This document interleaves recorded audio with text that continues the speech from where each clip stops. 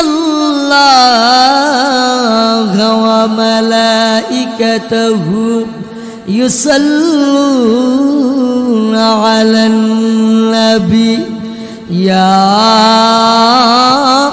আইয়ুহাল্লাযীনা আমানু সাল্লু আলাইহি ওয়া সাল্লিমু তাসলিমা সাল্লাল্লাহু আলা মুহাম্মাদ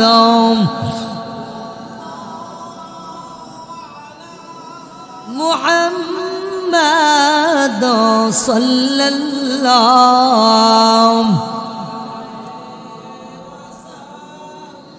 আখারে মদিনাবাসী গো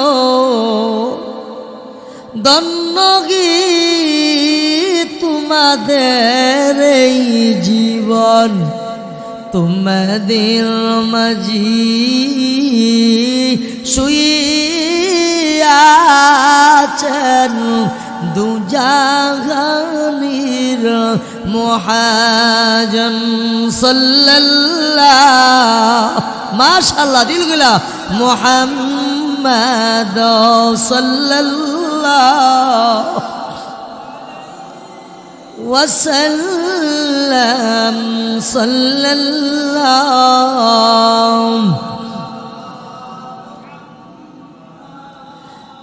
নিহি দু জাহান में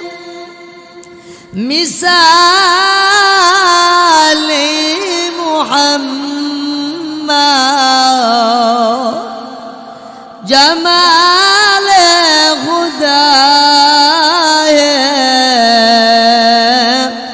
कमाल मुहम्मद ला इलाहा इल्लल्लाह ला इलाहा ला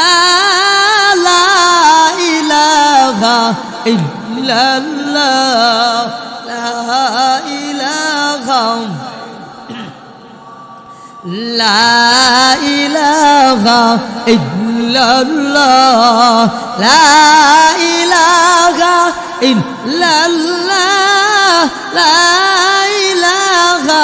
इल्लल्लाह ला इलाहा इल्लल्लाह ला इलाहा इल्लल्लाह ला इलाहा لا إله إلا الله لا إله إلا الله لا إله إلا الله لا إله إلا الله لا إله إلا الله لا إله إلا الله لا إله إلا الله لا إله إلا الله لا إله إلا الله لا إله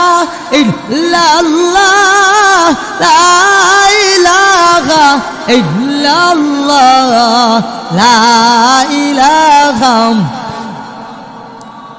لا إله إلا الله لا إله إلا الله لا إله إلا الله لا إله إلا الله لا إله إلا الله لا إله إلا الله لا إله إلا الله لا إله إلا الله لا إله لا إله إلا الله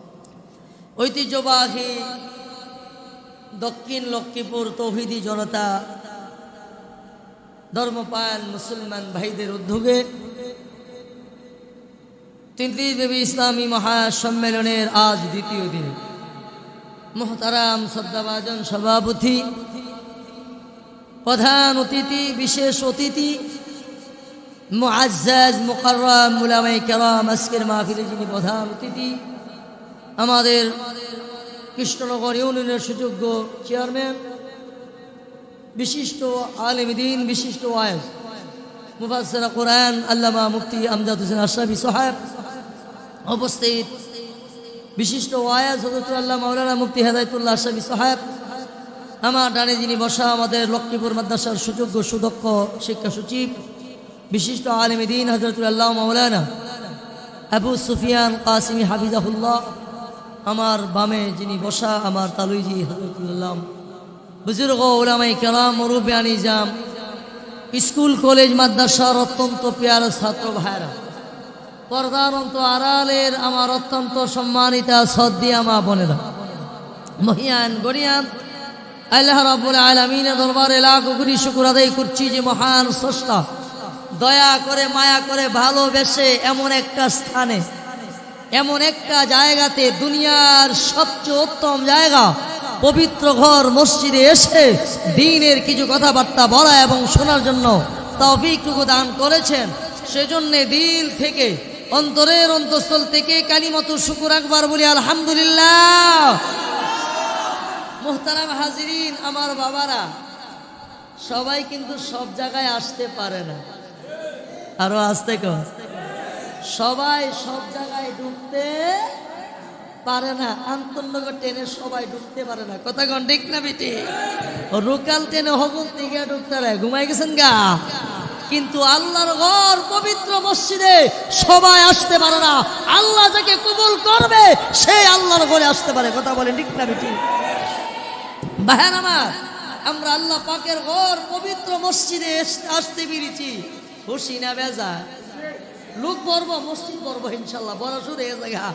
লোক তো আইব, দেখবেন না বাবা, হাসর মাঠে দুই দলে বিভক্ত হইব, কথা কম। দুনিয়াকে আল্লাহ তারা দুইটা দলে বানাইছে, ঠিক না বেঠি? পুরুষ মহিলা, ভালো মন্দ, ভালো হালাল হারাম, কথা কন ঠিক না বেঠি? আল্লাহ পৃথিবীটা এভাবেই সাজিয়েছেন। মুহতারাম হাজিরিন, আপনারা আল্লাহ পাকের ঘর পবিত্র মসজিদে আসছেন, বসছেন, এটা এমন একটা জায়গা, আল্লাহর ঘর এটা এমন একটা স্থান। আমার নবী বলেন, তুমি যদি আল্লাহ পাকের ঘর পবিত্র মসজিদে বৈশা রইলা, নামাজ পড়লা না, জিকির করলা না, তেলাওয়াত করলা না, শুধু বৈশা রইলা, আমার নবী বলেন আমার আল্লাহ তোমার আমল নামায় সওয়াব লিখতেই থাকবে, লিখতেই থাকবে, ঠিক না বেটি? ও আমার বাবারা, বায়ারা, আখিরি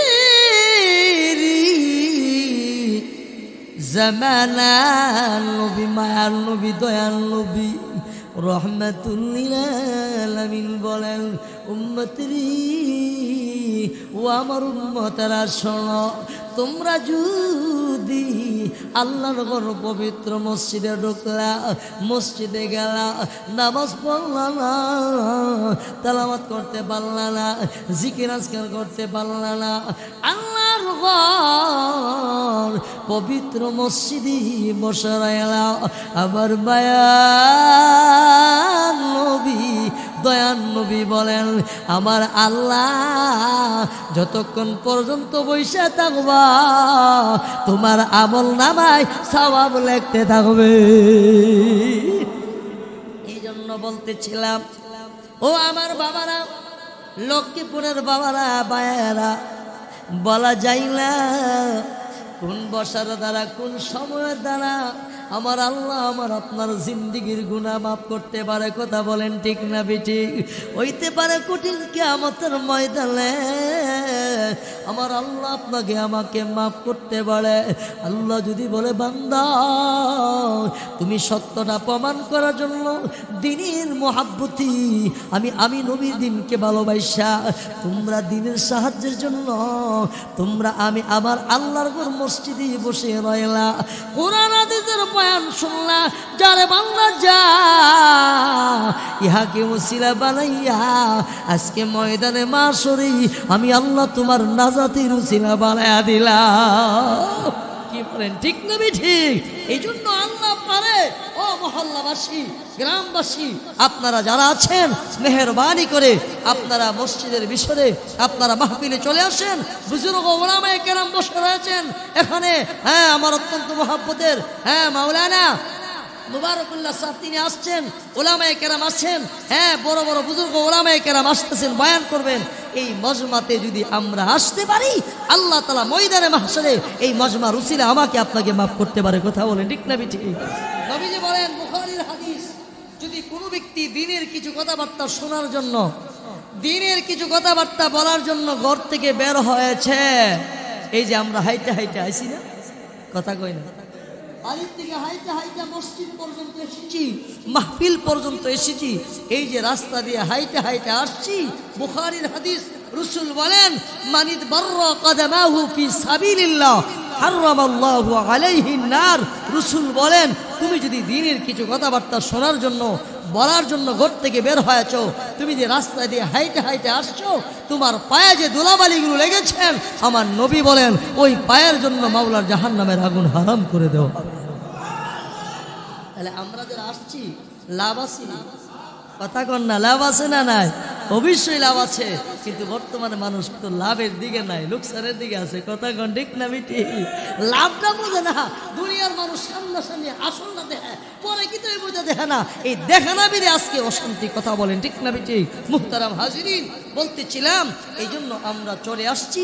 আমি আপনাদের সামনে মহাগ্রন্থ কোরআনুল কারীমের 17তম পারা সূরা আম্বিয়ার 107 নম্বর আয়াতে কারিমা আমি আপনাদের খেদমতে তিলাওয়াত করেছি। নবীজির অসংখ্য অগণিত হাদিস থেকে দুটি হাদিসের বাণী আমি আপনাদের খেদমতে তিলাওয়াত করেছি। প্রথম হাদিস তিলাওয়াত করেছি, এই হাদিসের মধ্যে আল্লাহর হাবিব সাল্লাল্লাহু আলাইহি ওয়াসাল্লামের সাহাবী হযরত আবি আইয়ুব আনসারী থেকে হাদিসটা বর্ণিত। হ্যাঁ, রাসূল করিম সাল্লাল্লাহু আলাইহি ওয়াসাল্লাম বলেন, মান সামা রমাদান সুম্মা আতবাআহু সিত্তাম মিন শাওয়াল কানা কাসিয়ামিদ দাহর। রাসূল বলেন, যেই ব্যক্তি আমার কোন উম্মতের পুরুষ মহিলা, পুরুষ হোক নারী হোক, ছেলে হোক কিংবা মেয়ে হোক, রাসূল বলেন রমজান মাসের পরে শাওয়াল চাঁদে যদি কেউ রমজানের রোজার সাথে সম্পৃক্ত রেখে, রমজানের রোজার সাথে মিল রেখে শাওয়াল চাঁদের মধ্যে যদি কোনো নবীর উম্মতের পুরুষ মহিলা 6টা রোজা রাখে, আমার রাসূল বলেন আল্লাহ তাআলা তার আমল নামার মধ্যে 1 বছরের সওয়াব দান করবে। নবী বলেন কানা কাসিয়ামিদ দাহর, 1 বছর রোজা রাখলে যে সওয়াব, আল্লাহ তাআলা তার আমল নামায় সেই পরিমাণ কি দান করবেন? সওয়াব দান করবেন। আলহামদুলিল্লাহ, আমাদের মায়েরা, আমাদের বাবারা রাখতেছে, আলহামদুলিল্লাহ আমাদের রোজা চলমান চলতেছে। রোদ গরমের জন্য 2 দিন গ্যাপ দিলাম, ইনশাল্লাহ বাকি আর 3টা পূরণ হবে। এই জন্য অনেকে রোজা রাখতেছে, অনেকে রেখে ফেলছে, অনেকে আর কয়েকটা বাকি আছে, অনেকে রাখবে মাসের ভিতরে। এমন আছে না নাই? আরো জোরে বলেন, আছে না নাই? আল্লাহ নবী বলেছেন, যেই ব্যক্তি ওই যে শাওয়াল চাঁদের 6টা রোজা রাখবে, আমার আল্লাহ তার আমল নামায় 1 বছরের সওয়াব দান করবেন। নবীজি বলার পরে আখিরি জাবানান নবী, মায়ার নবী, দয়ার নবী রহমাতুল লিল আলামিন যখন বয়ান করেছেন, ওই বয়ান করার পরে আসহাবী বাড়িতে যাইয়াম নিজের বিবিকে লক্ষ্য করে বলেন, বিবি গো, আমার মায়ার নবী দয়ার নবী বলেছেন রমজান মাসের পরে শাওয়াল চাঁদে যদি 6টা রোজা রাখো, আমার আল্লাহ আমল নামার মধ্যে 1 বছরের সওয়াব দান করবেন। সাহাবী বলার পরে ওই সাহাবী স্ত্রী বলেন, ওগো স্বামী, আমি বুঝলাম না 6টা রোজা রাখলে 1 বছরের সওয়াব কেমনে হবে? আমার ফজিলতটা বুঝাইয়া দেন না, আমার বলে দেন না। ওই সাহাবী বলেন, বিবি গো, আমি নবীজির জবান মোবারক থেকে শুনেছি, আমার নবীর থেকে আমার জানতে হবে, জানার পরে বলবো। আবার সাহাবী দৌড়াইয়া মায়ার নবী দয়াল নবী রহমাতুল লিল আলামিনের কাছে গিয়ে বলেন, ওগো নবীজি, ইয়া রাসূলুল্লাহ, ইয়া হাবিবাল্লাহ, আপনি বলার পরেই আমি আমার বিবি সাহেবকে বলেছিলাম। আমার বিবি আমাকে বললেন, আপনি বলে দেন না চৈটা রোজা রাখলে 1 বছরের সওয়াব কেমনে হবে, 1 বছরের সওয়াব কেমনে পাওয়া যাবে? এই প্রশ্ন করার পরে আল্লাহর নবী বলেন, সাহাবী শোনো, আমার কোনো বুনিয়া, আমার কোনো উম্মতের পুরুষ মহিলা যদি একটা নেক আমল করে, আমার আল্লাহ তার একটা নেক আমলের বিনিময়ে আমার আল্লাহ তার আমল নামাই 10টা কইরা নেকি দান করে। আমল কয়টা? আরো জোরে কোন, সওয়াব কয়টা? সওয়াব কয়টা? নবীজি বলেন, সাহাবী, রমজানের রোজা হলো 30টা, সওমের রোজা হলো 6টা। কয়টা হইছে? কয়টা হইছে? 36টা হয়েছে। আল্লাহর নবী বলেন, সাহাবী, রমজানের রোজা 30টার সাথে যদি এই সওমের 6টা রোজা রাখা হয়, মোট 30টা হয়ে যাবে। আলহামদুলিল্লাহ, এই বছর রমজানের রোজা আমরা 30টা মুকাম্মাল পুরা করতে পেরেছি। নবীজি বলেন, সাহাবী, রমজানের 30টার সাথে যদি শাওয়াল চাঁদের সওমের 6টা মিলানো হয়, 36টা রোজা হয়ে যায়। ও সাহাবী শোনো, ওই 36কে যদি 10 দিয়া পূরণ দেওয়া হয়, কয়টা হয়? 360 দিন, ঠিক না বেটি? ভাইয়ের আমার, ওই 360 দিনের সওয়াব তার আমল নামায় দেওয়া হয়। নবীজি বলার পরে আবার সাহাবী গিয়া বিবিকে বললেন, ও বিবিজি, বিবি, আমার নবী বলে দিয়েছেন, আমার নবী জানিয়ে দিয়েছেন, রমজানের 30টা, শাওয়ালের 6টা, মোট 36টা। ওই 36কে যদি 10 দিয়ে পূরণ দেওয়া হয়, 360 দিন হয়ে যায়, আল্লাহ তাআলা 1 বছরের সওয়াব দান করবেন। ওই সাহাবীর স্ত্রী আবার প্রশ্ন করলেন, ও স্বামী, আমি বুঝলাম না, বছর তো হলো 365 দিন, ঠিক না বেটি? তাহলে 5 দিন কেমনে হইল? 5 দিন কোথায় গেল? আমারে বলে দেন না, আমারে জানায়া দেন না। স্বামী গো, নবী বলেছেন 360 দিন, আরো 5 দিন কোথায় গেল? এইভাবে কেমনে হবে? এবার নবীজি বলেন, ও সাহাবী শোনো, এই 5 দিন আমি জানায়া দিলাম আমার উম্মতের জন্য। এই 5 দিন রোজা রাখা আমার আল্লাহ হারাম করে দিয়েছে। 5 দিন কোন রোজা নাই, কথা বলেন ঠিক না বেশি? এই জন্য মুসলমানের ইবাদত জোশে হবে না, হুশের সাথে হবে। কথা বলে ঠিক না বেশি? দাইলে সাইলে খিচুড়ি হবে না, কথা কোন ঠিক না বেশি? 1 ঘন্টা কোরআন তেলাওয়াত, আধা ঘন্টা মিলাদ, আর সারা রাতে ঘুমাই গেছেন আপনারা? এমন আছে না নাই? কোরআন তেলাওয়াত চলে, মিলাদও চলে, আবার গানও চলে, আছে না নাই? মুসলমান সেটা মানতে পারে না, কোরআনের সাথে কোনদিন নাজায়েজ কাজ চলতে পারে না। কথা বলে ঠিক না বেঠি? মুহতারাম হাজিরিন, বলতেছিলাম আল্লাহ রাসূল বলেন, ও সাহাবী শোনো, 5 দিন আমার আল্লাহ রোজা রাখা হারাম করে দিয়েছেন। 2 ঈদের 2 দিন, আইয়ামে তাশরিকের 3 দিন, ঠিক না বেটি? এই জন্য ভাই মুসলমান, মুসলমান শোনেন, আল্লাহ তাআলা কুরবানির গোশত আমাদের উপর হালাল করে দিয়েছেন। আল্লাহর পক্ষ থেকে মেহমানদারির ব্যবস্থা করেছেন। সমাজে কিছু ব্যক্তি আছে রে ভাই, এরা বলে গুরু হাই না, আছে না নাই?